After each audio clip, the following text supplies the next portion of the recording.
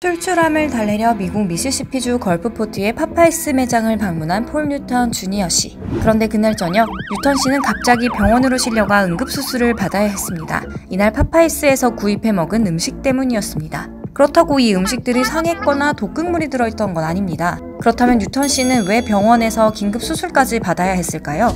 풀스토리. 오늘은 긴박했던 뉴턴 씨의 하루부터 들여다보겠습니다.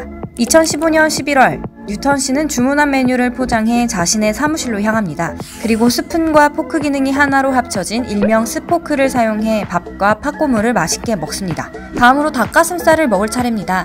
그런데 이 닭가슴살이 한 번에 먹기에는 좀 컸습니다. 포장에 플라스틱 칼이 들어있지 않아 뉴턴 씨는 손으로 들고 치킨을 뜯어 먹었습니다.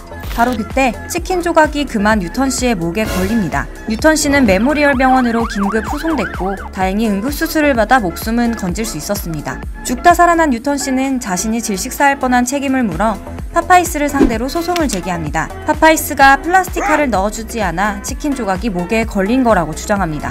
파파이스 같은 대형 프랜차이즈 매장에는 고객이 안전하게 음식을 먹을 수 있도록 도구를 제공해야 할 의무가 있다는 게 뉴턴 씨의 논리였습니다. 하지만 사건 발생 1년 만에 뉴턴 씨가 스스로 고소를 취해야 합니다. 치킨 조각이 목에 걸려 질식사할 뻔한 게 어떻게 파파이스 잘못이냐는 심한 악플들이 달리면서 뉴턴 씨와 가족들이 견디지 못하고 소송을 취해야 한 겁니다. 뉴턴 씨는 특히 자신의 소송은 사람들의 먹거리 안전 문제를 해결하려는 것으로 배상금을 노린 건 아니라고 해명했습니다. 이와 달리 유명 프랜차이즈의 음식을 먹은 후 실제로 사망한 사건도 있었습니다. 2016년 7월 15세 소녀 나타샤 에드난 라페루스가 영국 히드로 공항에서 샌드위치 프랜차이즈인 프레타망제의 바게트빵을 먹고 끝내 숨지는 사건이 발생합니다. 프랑스 니스로 향하던 비행기가 이륙한 지 얼마 안 돼 에드난 라페루스는 심상치 않은 호흡곤란과 두드러기 증상을 보이는데요. 비행기가 니스에 착륙한 후 병원으로 긴급 후송됐지만 그녀는 끝내 사망했습니다. 이에 영국 정부는 이 사건의 수사에 착수했고 2018년 9월에는 런던에서 재판도 열렸습니다. 그 결과 에드난 라페루스는 알러지 유발 항원에 대한 과민성 쇼크에 의해 사망한 것으로 밝혀졌습니다. 한마디로 먹어선 안 되는 음식을 먹고 심각한 알러지 반응으로 쇼크사한 겁니다. 사건 당일 에드난 라페루스가 사먹은 바게트빵에서 그녀가 절대 먹어선 안 되는 참깨 성분이 발견됐습니다. 그러나 사건 당시 영국 식품표기법상으로는 바게트빵 제조업체인 프레타망제가 법을 위반한 건 없었습니다.